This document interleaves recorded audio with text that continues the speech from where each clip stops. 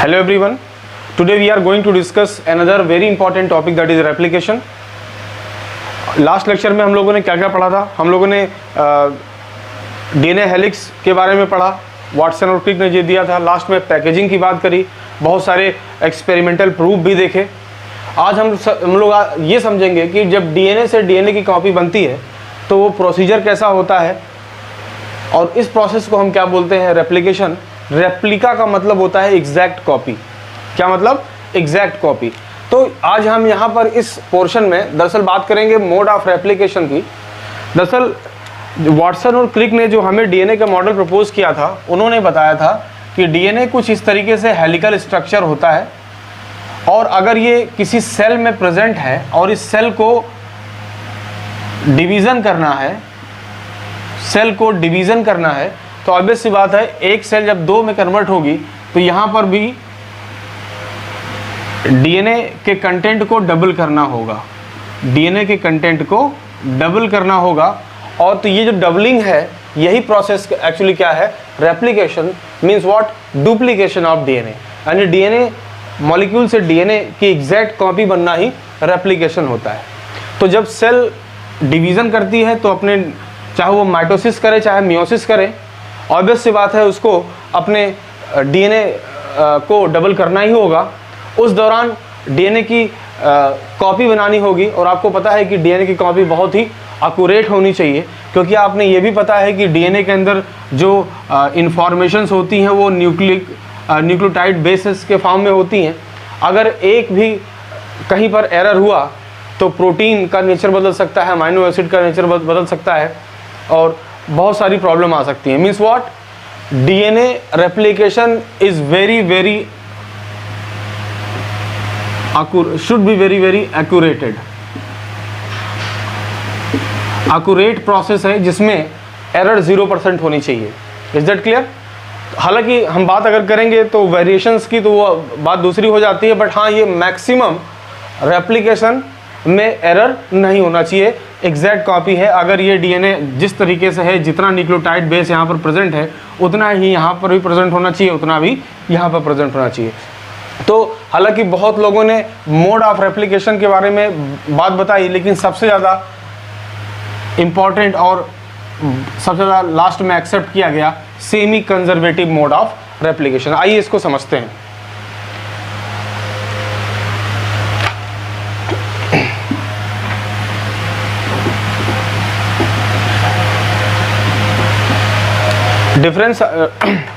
Different scientist ने अपने अलग अलग विचार दिए कि मोड ऑफ रेप्लिकेशन कैसा होता है, जब डीएनए की कॉपी बनती है तो किस तरीके से बन रही होती है। उसमें सबसे पहला बाद में जो एक्सेप्ट हुआ वो है semi conservative mode of replication. Semi conservative mode of replication.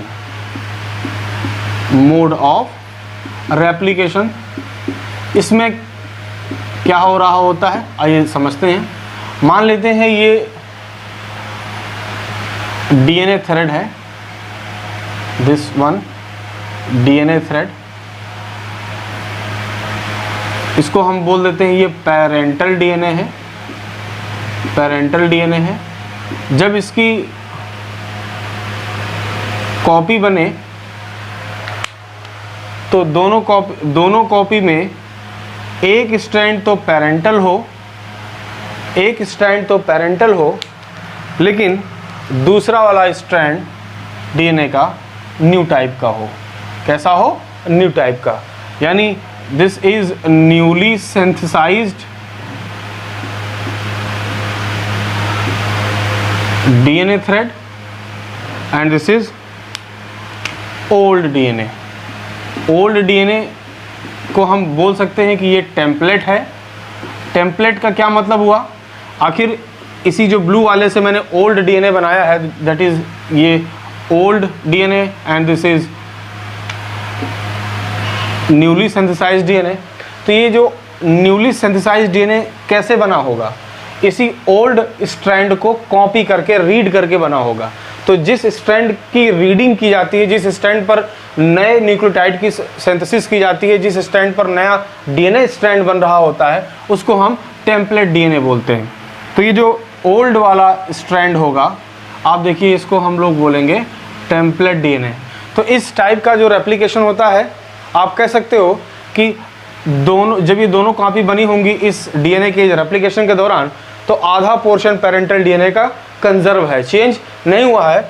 हाँ, थोड़ी बहुत चेंजिंग हुई है, वो किसमें, newly synthesised DNA. It means what, this is not totally conserve process, this is semi conserve process. Means 50% जो डीएनए है वो कैसा है, पेरेंटल है, तो और 50% न्यूली सिंथेसाइज्ड है।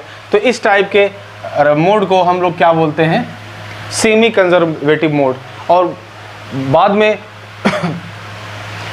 स्टाल और मेसलसन के एक्सपेरिमेंट के थ्रू ये प्रूव भी हुआ कि जो वाटसन और क्रिक ने कहा था कि mode of replication semi conservative होता है, वो वास्तव में ही सही है। चलिए, ये बात हो गई सेमी कंजर्वेटिव की।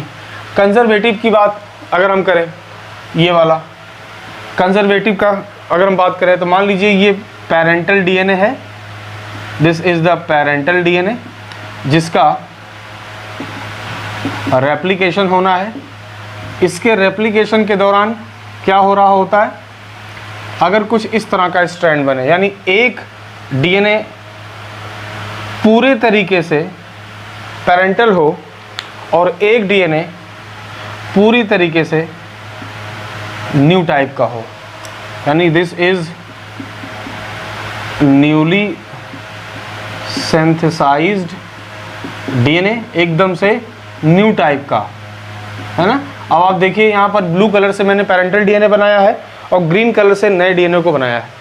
तो यहाँ पर क्या नज़र आ रहा है आपको कि अगर ऐसा रेप्लिकेशन प्रोसेस जिसमें पेरेंटल डीएनए की जब रेप्लिकेशन हो, उस दौरान पूरा का पूरा आधा मतलब अमाउंट ऑफ डीएनए, मतलब एक स्ट्रैंड नया वाला ही हो, पेरेंटल वाला, और एक स्ट्रैंड कैसा हो, न्यूली सिंथेसाइज। ये पूरा का पूरा स्ट्रैंड कैसा है बच्चों, आप देख सकते हो कि ये पेरेंटल टाइप का है, पेरेंटल टाइप का ये डीएनए है। आप देखिए ये डीएनए और ये न्यूली सिंथेसाइज्ड डीएनए है।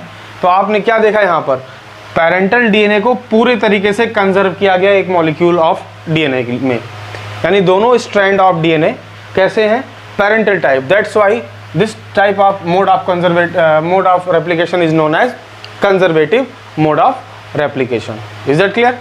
तीसरा जो टाइप है, आइए हम यहाँ बात कर लेते हैं। जो तीसरा टाइप है दैट इज डिस्पर्सिव। ये थोड़ा सा अलग है। जैसे ये मान लीजिए पेरेंटल डीएनए है, पेरेंटल डीएनए, और इसी का रेप्लिकेशन होता है। रेप्लिकेशन के दौरान कुछ इस तरह की बातें आए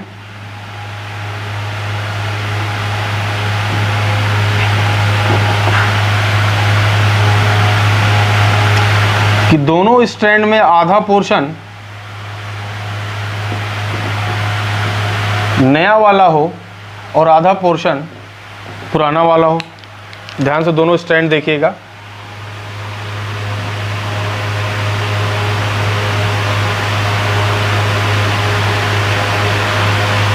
आप इसमें आई थिंक कलर चेंज को आप समझ पा रहे होंगे। आप यहाँ पर देख रहे हैं कि जो पेरेंटल डीएनए है, इसमें दोनों स्ट्रैंड, मतलब पेरेंटल डीएनए क्या होगा, ओपन होगा, एक एक स्ट्रैंड अलग होंगे, तो दो स्ट्रैंड यहाँ पर बनेंगे सिंगल स्ट्रैंड, और उसके ऊपर नए डीएनए की सिंथेसिस होगी। तो कुछ इस तरह का सिंथेसिस यहाँ पर नए डीएनए की हो कि दोनों स्ट्रैंड में कुछ पोर्शन पुराना वाला, दोनों स्ट्रैंड में कुछ पोर्शन पुराना वाला, कुछ पोर्शन देखिए new, old new, then again new, then यहाँ पर भी न्यू, और यहाँ पर आप देखिए ओल्ड। तो ओल्ड और न्यू स्ट्रैंड मिक्सअप हैं दोनों ही रेप्लिका में, दोनों ही कॉपी में।